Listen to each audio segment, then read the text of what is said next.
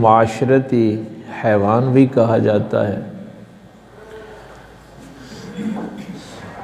आपको साइंस का इल्म पढ़ने का ज़ाहिर है बड़ा शौक़ है, तो साइंस वाले तो आपको हैवान ही कहते हैं। वो कहते हैं कि इंसान हैवानों की वो किस्म है जो मुआशरा बना के रहते हैं। तो इनकी एक माशरती ज़िंदगी होती है, जानवरों की तरह नहीं है कि वालिदैन कुछ देर के लिए अपने बच्चे को अपने साथ रखें और जब वो दाना दुगना चुगने के काबिल हो जाए तो फिर वालिदैन का और बच्चों का रिश्ता ख़त्म हो जाता है। परिंदों में भी ऐसे ही होता है, जानवरों में भी ऐसा होता है। जब तक बच्चा दूध पीता है तो माँ बाप उसको साथ रखते हैं, फिर उसको छोड़ देते हैं। लेकिन इंसान ऐसे नहीं करते। इंसान जो हैं वो अपना मुआशरा बना के रहते हैं। एक मर्द और एक औरत जब शादी का फ़ैसला करते हैं, अपना ख़ानदान बनाते हैं, तो उसके साथ जुड़े हुए सारे रिश्ते भी मरने तक उसके साथ रहते हैं। उनकी अपनी औलाद, उनके वालिदैन, उनके इज़्ज़ा व क़रबा, बाप के रिश्तेदार, माँ के रिश्तेदार, इसको मुआशरा कहते हैं। तो इंसान चूँकि एक मुआशरा बना के रहते हैं तो मुआशरे के लिए ज़ाहिर है कुछ उसूल व ज़वाबित होते हैं। तो उस हवाले से जो सबसे अहम बात है वो होता है माशी इक़्तिसादी इंसाफ। वो माशरा मुस्तहकम नहीं होता, बरकरार नहीं रह सकता जिसमें माशी इस्तेहकाम ना हो, अदल ना हो। कुछ लोग ज़्यादा से ज़्यादा मालदार होते जाएं और कुछ गरीब से गरीब तर होते जाएं। तो जिन माशरों में ऐसा होता है वो माशरे मुस्तहकम नहीं होते, वो कभी भी मोहब्बत और प्यार के साथ माशरे ज़िंदगी नहीं गुजारते। तो नबी पाक सल्लल्लाहु अलैहि वसल्लम ने भी ऐलान नबुव्वत के साथ इस माशरती तक़सीम को और इस माशी तक़सीम को ख़त्म किया और एक अदल वाला माशरा जो है वो लोगों को फराहम किया। और उसमें ये ज़रूरी था कि ये जो ऊंच नीच होती है मुआशी, उसमें सबसे बड़ा किरदार सूद का होता है। तो पिछले जुमे हमने इस पर गुफ्तगू की थी। पिछले जुमे फिर ज़ाहिर है एक और मौजू दरमियान में आ गया था, वो भी ज़रूरी था। तो अल्लाह ताला ने कुरान करीम में फ़रमाया कि अल्लज़ीना याकुलून रिबा, वो लोग जो रिबा खाते हैं,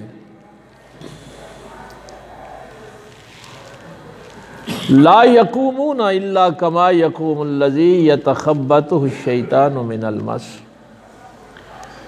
तो वो क़यामत वाले दिन खड़े नहीं होंगे मगर इस तरह से कि जैसे किसी को शैतान ने मस करके मखबूतुल हवास कर दिया हो, जिसकी अक़ल काम नहीं करती हो। ज़ालिका बिअन्नहुम, उनकी ये हालत इस वजह से होगी, क़ालू इन्नमल बैउ मिस्लुर रिबा, कि वो ये कहते हैं कि बै जो है वो भी तो सूद ही की मिसल है, या सूद जो है वो बै की मिसल है। व अहल्लल्लाहुल बैअ व हर्रमर रिबा, हालांकि अल्लाह ताला ने बै को हलाल किया है और सूद को हराम किया है। फमन जाहु मौइज़तुम मिन रब्बिही फंतहा फलहु मा सलफ व अम्रुहु इलल्लाह, जिस भी इंसान तक, जिस शख्स तक उसके रब की ये नसीहत पहुँची और फिर उसने सूद को छोड़ दिया, बस जो वो खा चुका वो खा चुका, पीछे उससे जो गलती हो गई सो हो गई। अब उसका मामला अल्लाह के सुपुर्द है। वमन आदा फ़उलाइका अस्हाबुन नार हुम फ़ीहा खालिदून, लेकिन जिस बंदे तक ये नसीहत पहुंच गई कि सूद हराम है और इसके बावजूद उसने फिर ये काम किया, सूदी कारोबार किया, सूद का लेन देन किया, तो फरमाया कि फिर वो जहन्नम की आग में हमेशा के लिए रहेंगे। इस पे हमारी गुफ्तगू तो थोड़ी बहुत हुई थी। अरबी ज़ुबान में ये रिबा है। रिबा वो कहते थे इजाफे को। मसलन वो उधार देते थे किसी को, तो कुछ मुद्दत के लिए उधार देते थे, साल के लिए, 6 महीने के लिए, महीने के लिए, और फिर इजाफे के साथ वो अपनी रकम जो है वो वापस लेते थे। हदीस शरीफ में जो 6 चीज़ें आई हैं उसमें सोना, चांदी, गंदम, जौ, खजूर और नमक, ये 6 चीज़ें थीं जिन पे लेन देन होता था और इन्हीं चीज़ों पे सूदी कारोबार जो है वो किया जाता था। अब अल्लाह ताला ने इस बात को हराम करार दे दिया। देखिए ये जो जुमला है ना, या तखब्बतहु शैतानु मिनल मस, कि रिबा लेने वाला जो है, सूद लेने वाला जो है, वो ऐसे ही है जैसे किसी को शैतान ने मस करके मखबूतुल हवास कर दिया हो, बेअक्ल कर दिया हो, वो इंसान ही नहीं रहा। अगर कोई गैर माकूल बातें करे तो आप कहते हैं इस पे जिन का साया है ना, यही कहते हैं ना, इन्हों जिन चमड़े ने इदा अकल कम नहीं यदि करते हैं। वो जुमला यहाँ पे चूंकि ये आम मुस्तामल था अरबों के यहाँ, इसलिए इस जुमले को कहा गया। क्यों? इसलिए कि अगर उसकी अकल काम करती होती तो वो अपने ही भाइयों की तकलीफ में इजाफा ना करता। कि एक इंसान मजबूरी की हालत में उसके सामने आया है और वो उसकी मजबूरी से फायदा उठा रहा है कि मुझे माली फायदा दो,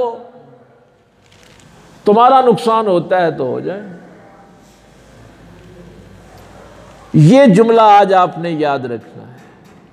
वो इंसान नॉर्मल इंसान नहीं है जो खुद गर्जी और लालच की वजह से दूसरों को नुकसान और मुसीबत में डालता है। अल्लाह फरमाता है कि वो शैतान की मुकम्मल दस्तरस में। इसके ये निज़ाम चूंकि चल रहा था, इसके मुकाबले में पाक पैगंबर सल्लल्लाहु अलैहि वसल्लम ने जो निज़ाम दिया वो ज़कात और सदका और खैरात का निज़ाम दिया। यानी इसके बिल्कुल पैरेलल जो निज़ाम था वो क्या था कि पहले तो ज़कात दे, उशर दे, ये जो महरूम तबका है मुआशरे का, उसके साथ तेरा क्या ताल्लुक? एक इंसान का दूसरे इंसान के साथ माशी ताल्लुक क्या होना चाहिए? आगे चल के वो आयत आ जाएगी। अच्छा, ये सिलसिला जितना भी होता था उधार पे होता था।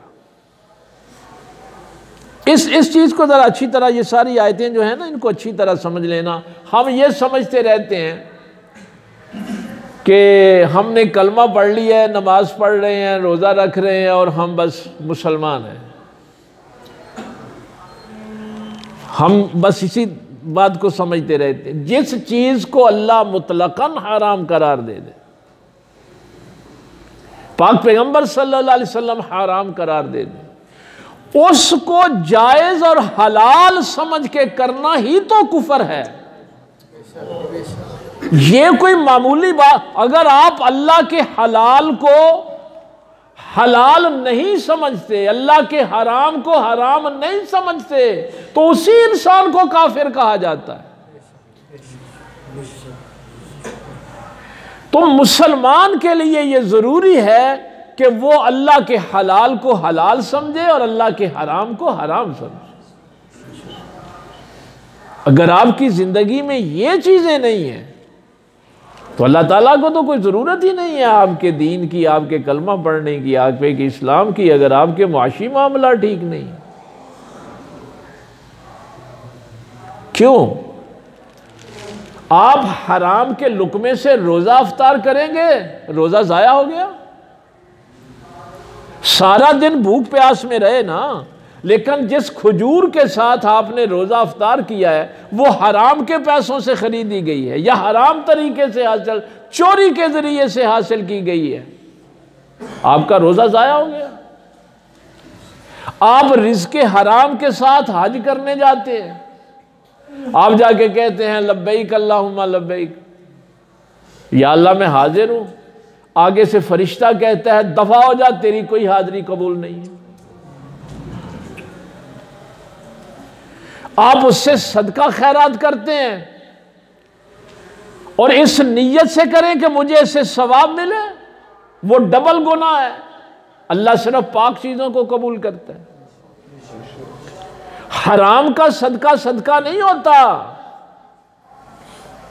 हराम के पैसों पे तो ज़कात भी वाजिब नहीं है, यह भी याद रखना। हराम के पैसों पे कुर्बानी नहीं है, हराम के पैसों पे ज़कात नहीं है। ज़कात आपने हलाल के पैसों से देनी है, कुर्बानी हलाल के पैसों से देनी है।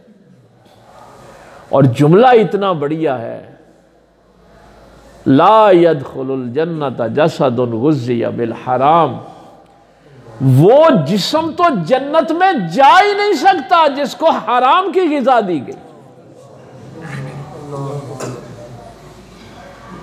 जब ये आयतें नाजिल हुई थी ना, अब ये जो सुनते हैं कि सहाबा किराम 2-2, 3-3 दिन उनके घरों में फाका होता था, खाना नहीं होता था, ये जितना भी आप सीरत की किताबों में वाक़यात पढ़ते हैं ना, उसके पीछे एक हिकमत ये भी थी। इस पे कभी बात नहीं हुई और लोगों ने कभी इस पे गुफ्तगू नहीं की कि वो अपने आप को इतना भूखा प्यासा क्यों रखते थे।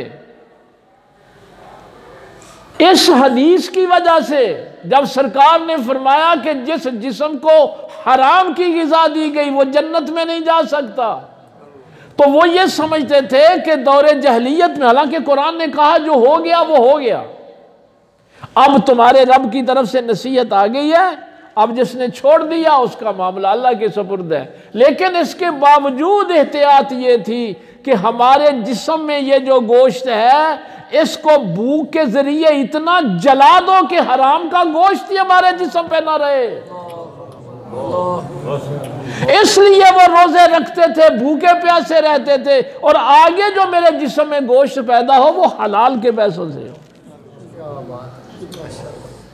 ये मेहनत की सहाबा किराम रिज़वानुल्लाह ताला अलैहिम अजमाइन, लेकिन हम इसको बिल्कुल मामूली समझते हैं। इसलिए फरमाया कि वो शख्स हमेशा जहन्नम में रहेगा। हालांकि मुसलमानों ने तो हमेशा जहन्नम में नहीं रहना ना। साहबे ईमान अगर जहन्नम में जाएगा भी तो अपनी जाहिर है सज़ा पूरी करके उसने बाहर निकल आना है। क्यों? फमन यामल मिस्काल ज़र्रतिन खैरन यरा, भाई एक जर्रे के बराबर भी अगर नेकी होगी तो उसका अजर तो मिलेगा ना। भाई कुरान है ना। अब अगर आपके दिल में एक जर्रे के बराबर भी ईमान है तो वो ईमान आपको जहन्नम से निकलवा देगा, उसका अजर तो अल्लाह देगा। इसलिए ईमान वाला कभी हराम के करीब नहीं जाता। हराम, हाँ, कभी भी ईमान वाला जो है वो ऐसा काम, वो अल्लाह के हलाल को हलाल समझता है, अल्लाह के हराम को हराम समझता। अब यहां पे ये जो बात समझने वाली है, एक बंदे को आपने 6 महीने के लिए 100 रुपया दिया और कहा है कि मैं 6 महीने के बाद 110 रुपये लूँगा। ये मिसाल मैंने पिछले से पिछले जो मैं वजाहत के साथ बयान कर दी थी, जो लोग यहाँ मौजूद थे उनको पता है इसका। अब 6 महीने के बाद वो कर्ज ना दे सकता, इजाफे के साथ वापस ना कर सकता। तो अब वो क्या करते कि मुद्दत भी बढ़ा देते और सूद भी बढ़ा देते। ठीक है भाई, अब तेरे पास पैसे नहीं हैं तो 6 महीने मुद्दत हम बढ़ा देते हैं, लेकिन अब 6 महीने के बाद 110 की जगह हम 120 लेंगे। यानी ऐसे वो करते थे, आगे आगे मुद्दत भी बढ़ती जाती थी। अब ये जुमला आज हमने समझना है। अल्लाह फरमाता है कि ये हालत, यानी उन्होंने अपने आपको ज़हनी तौर पे मुतमईन किया हुआ था। अपने आप को शैतान वसवसे तो डालता है ना, इसलिए अल्लाह ने ये जुमला लिख दिया। वो कहते हैं इन कालू इन्नमल बैयो मिस्लुर रिबा। भाई देखिए, अगर हम अपने पैसे से कारोबार करें तो उससे नफा नहीं कमाएंगे। अब उनको जो वसवसा था, जो उन्होंने अपने आप को मुतमईन किया हुआ था कि भाई अगर मैं अपने पैसे से कारोबार करूं तो क्या मैं उससे नफा नहीं लूंगा। मैं बै करता हूं, खरीदो फरोख्त करता हूं, तिजारत करता हूं, ज़राअत करता हूं, तो मैं उससे नफा नहीं लेता। तो ये जो मेरे पैसे कोई इस्तेमाल कर रहा है, कोई नफा उठा रहा है, तो उसके नफे में मेरा भी हिस्सा है। इसलिए वो कहते थे कि सूद जो है ये भी तो बै ही की मानंद है। जैसे हम भाई 3-4 चीजें हैं कमाई करने की, एक तिजारत है, एक सनत व हरफत है, ये जो आप कारखाने लगाते हैं, चीज़ें पैदा करते हैं, तीसरी चीज़ ज़राअत है, और चौथी सर्विसेज हैं, आप मुलाजमत करते हैं। ये 4 ज़रिए हैं मईशत के। या फैक्ट्रियों के ज़रिए से आप यानी अपनी करते हैं, माशी तरक्की करते हैं, या ज़राअत के ज़रिए से करते हैं, या आप सर्विसेज में जाते हैं, या तिजारत करते हैं। अब वो ये कहते थे कि अगर हम अपने माल से तिजारत करें तो क्या उससे हमें फ़ायदा नहीं होगा। ये बड़ी बरीक वारदात है इब्लीस की, जो आज के दौर में भी कही जाती है। उस दिन मैंने बैंक की मिसाल दी थी, वो अगर आपके ज़हन में हो, कि बै और सूद एक ही चीज है। कुरान कहता है नहीं, अल्लाह कहता है। ये कैसे हो सकता है कि एक चीज को अल्लाह हराम कहे और एक को हलाल कहे और तुम कहो कि दोनों बराबर हैं। ये जुमला ही तुम्हारी गुमराही के लिए काफी है, तुम्हारी बर्बादी के लिए काफी है। अब जाहिर है शैतानी ताकतें सामने सामने थी, फिर उनको समझाया गया। हाँ, यहां इस्लाम ने फिर उसूल दिए। भाई जब मैं अपने पैसे से तिजारत करता हूं, कोई फैक्ट्री छोटी मोटी लगाता हूं या ज़राअत करता हूं, ये पैदावार के 3 ज़राए। जब मैं अपने पैसे से ये काम करता हूं, इसको अच्छी तरह समझना है कि कुरान ने इस तरफ इशारा क्यों किया है। तो क्या मेरे कारखाने में, मेरी खेती बाड़ी के काम में, मेरी तिजारत में सिर्फ नफा ही होता है कि कभी नुकसान भी होता है? भाई नुकसान का पहलू भी तो मौजूद है ना। मैंने खेती बाड़ी की है, गंदम लगाई है, हो सकता है कोई बीमारी आ जाए, सैलाब आ जाए, मुझे नुकसान हो जाए। मैंने फैक्ट्री से एक पैदावार दी है, उसका मार्केट में रेट ही नहीं लगता, मेरी फैक्ट्री बैठ जाए। तिजारत की है, माल लेके आया हूं, आगे उसकी डिमांड ही नहीं है। तो अल्लाह कहता है कि बै हलाल इसलिए है कि उसमें नफा भी है, नुकसान भी है।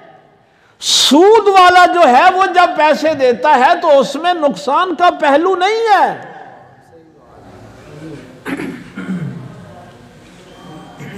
उसके लिए फिर इस्लाम ने शराकत का निज़ाम दिया।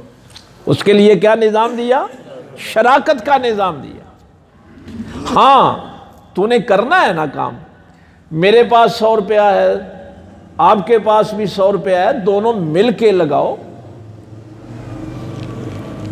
दोनों मिल के लगाओ ना। नफा हो जाए तो नफा भी आधा आधा हो जाएगा, नुकसान हो जाएगा तो नुकसान भी है। यानी नफे में भी शरीक हो जाओ और नुकसान में भी शरीक हो जाओ। ये ना हो कि तुम कहो कि ये जो गरीब है ये अपना मकान भी बेच के मेरा सूद अदा करे, अपनी जमीनें भी बेच दे, अपने बच्चे भी बेच दे। अगर शरीक होना है तो फिर उसके नुकसान में भी शरीक हो। एक ने 80 रुपए लगाए हैं, एक ने 20 रुपए लगाए हैं, दोनों कारोबार करें, नफे में भी शरीक हूं और नुकसान में भी शरीक हूं। ये इस्लाम ने शराकत का निज़ाम दी है। अच्छा, अब उस दिन मैंने जो मिसाल दी थी, अगर आपके जहन में हो, वो कहते हैं देखिए जी, एक बंदा सब्जी लेके आया है, उसने मार्केट से 5 रुपए की खरीदी है, मुझे वो 7 रुपए किलो दे रहा है, तो वो भी तो उस पे ले रहा है ना। इस्लाम कहता है उसने मेहनत की है, उसने अपनी ज़हानत इस्तेमाल की है, अपनी काबिलियत इस्तेमाल की है। वो जो 2 रुपए ले रहा है वो अपनी मेहनत के ले रहा है। इस धोखे में ना लोगों को डालो कि ये भी तो वही है, ये कैसे वह हो गया। और फिर इसमें अगली जो चीज कुरान बयान कर रहा है, आगे चल के आएगी, वो भी आपने सब्जी वाले को 2 रुपए जो नफा दिया वो एक ही दफा दिया कि बार बार देते हैं। भाई आपने सब्जी वाले से 1 किलो सब्जी खरीद ली, 2 रुपए नफा दे दिया, शाम को वो फिर आ जाएगा, मुझे 2 रुपए और दे, अगले दिन फिर आ जाएगा। तुमने बै और सूद को बराबर कैसे कर दिया। उसने अपनी मेहनत का अजर एक दफा लिया है और तू बगैर मेहनत के मुद्दत भी बढ़ा रहा है और सूद भी बढ़ा रहा है और कहता है ये बै और रिबा एक ही चीज है। जहां पर भी इंसानों का इस्तेहसाल होगा, इंसानों के साथ जुल्म होगा, ज्यादती होगी। मुझे मौला कायनात का यकीन जानिए वो जुमला बड़ा याद आता है। सरकार मौला अली करमल्लाहु ताला वजहुल करीम ने एक मौके पे फरमाया था, मैंने किसी के दामन में दौलत नहीं देखी सिवाय इसके कि उसने किसी का हक मारा हो। ये जो दौलतमंद आपको कभी नजर आएगा ना, वो किसी का हक मार के दौलतमंद बना हो।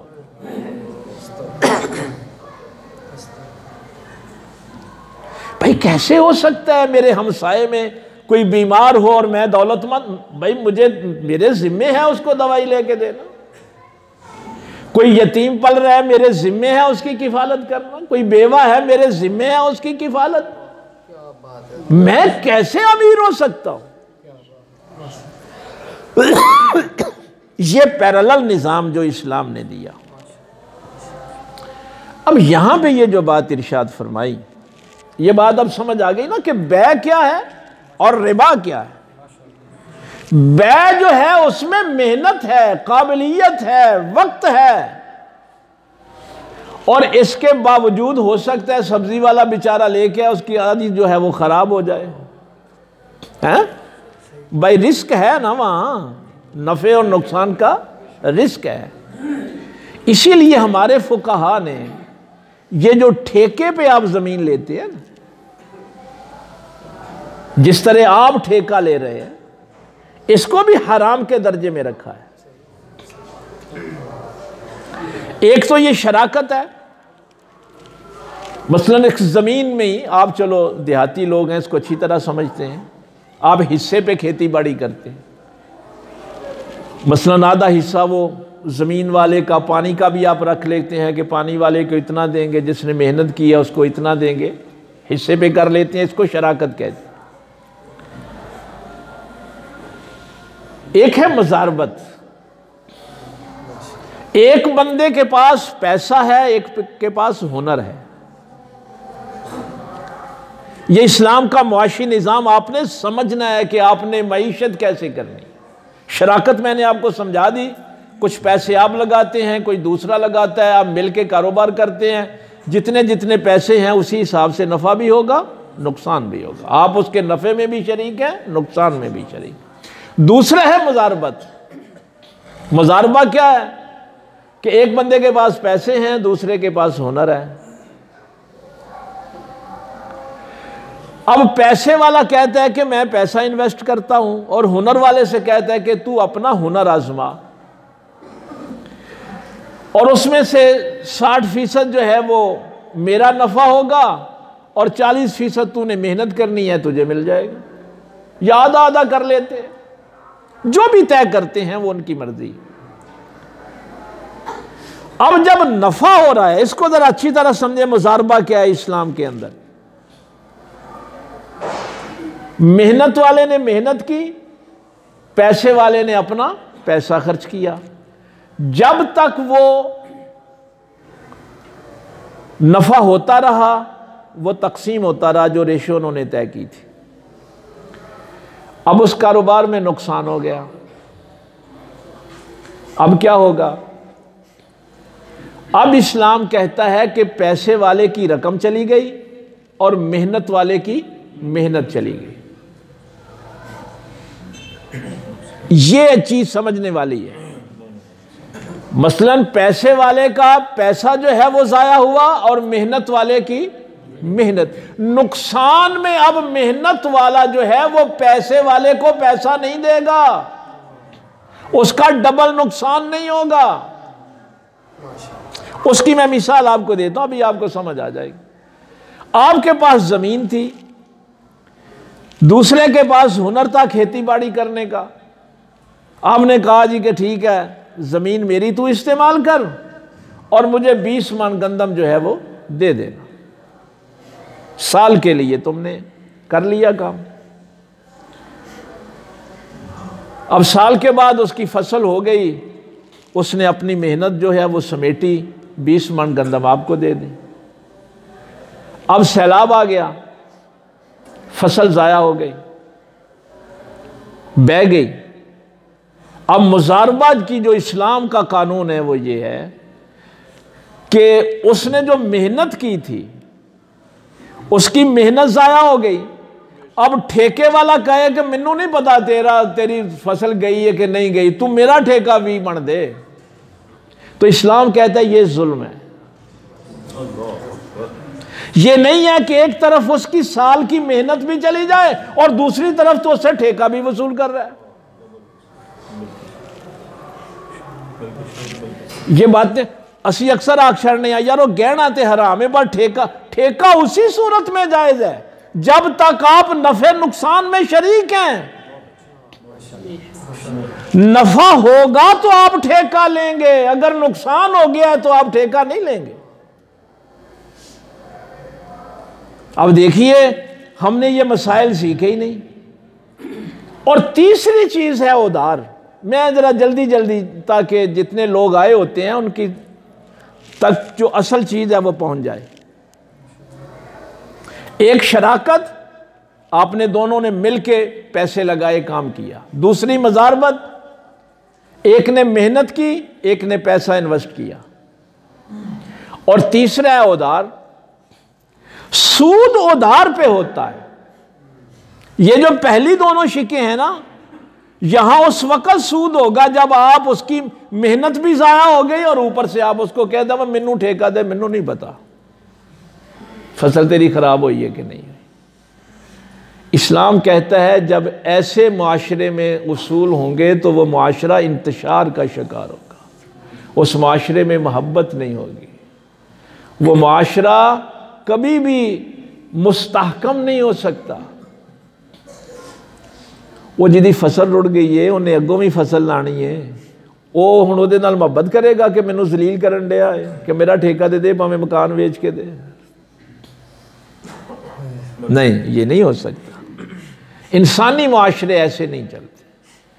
आज ये जो घर घर में आपको लड़ाइयाँ नज़र आ रही हैं ना, इस मुआशी नाइंसाफ़ी की वजह से नज़र आ रही है। ये कोई ज़रूरी नहीं है कि गैर लोग एक दूसरे से, सगे भाई एक दूसरे पे जुल्म करते हैं।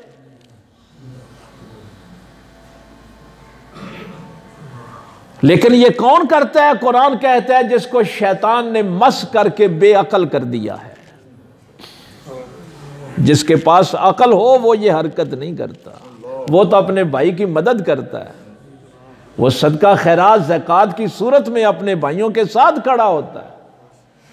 अब तीसरी चीज ये है कि मुझसे 1 लाख रुपया किसी ने लेके दुकान कोई कारोबार कर लिया, अब यहां आके ये चीज जो है फिर वो वसवसा पैदा होता है कि वेखो जी मेरे को रुपया लख लैके उन्हें दुकान पाई है, तो वो अगर 10-20 हज़ार महीने का नफा कमा रहा है तो उस नफे के विचों मैनू भी दे दे तो वो मेरे ही पैसे ने ना। भाई ज़हन में आता है कि पैसे तो मेरे ही ने, लेकिन उसने तुमसे उधार लिए हैं। इस नुक्ते को अच्छी तरह समझ लेना, उसने तुमसे उधार लिए। अब तुम्हारे ज़हन में ये आता है कि पैसे मेरे सन, इन्हें कारोबार किया तो अपने नफे जो कुछ मैनू भी दे दो। देखिए इस्लाम ने क्या खूबसूरत यहाँ पे रहनुमाई की कि अब अगर शैतान ये वसवसा डाले ना कि ये लाख रुपया जिहड़ा मेरा सी ते मेरे पैसों नाल इन्हें कारोबार किया है तो यदा कारोबार चमक गया तो हुण अपने नफे च मैनू शरीक करे, तो तू पहला ही शराकत के उत्ते आ जाना ही ना या मुजारबत ते आ जाना। तू उधार क्यों देता है? अगर इस लाख रुपए में उसकी दुकान का नुकसान हो जाता तो फिर वो नुकसान में तू शरीक से, तू आखना सी मेरा लाख रुपया मैनू उधारा वापस दे। तो उधार में जब तू नुकसान में शरीक नहीं है तो नफे में शरीक कैसे हो सकता है? उधार उतना ही वापस करना है जितना लिया है। क्या बात है। तो सूद असल में होता है उधार पे। जब भी आपने किसी को उधार देना है तो उतना ही वापस लेना है। यहाँ एक चीज़ आजकल जो है वो चल रही है, वक्त हो गया है, मैं चाहता था उस पर भी बात करता, डिवैल्यूएशन पे, तो उस पर इंशाअल्लाह फिर अगले जुमे मज़ीद गुफ्तगू होगी। अल्लाह ताला अमल की तौफीक दे। व आखिर दावाना अल्हम्दुलिल्लाह।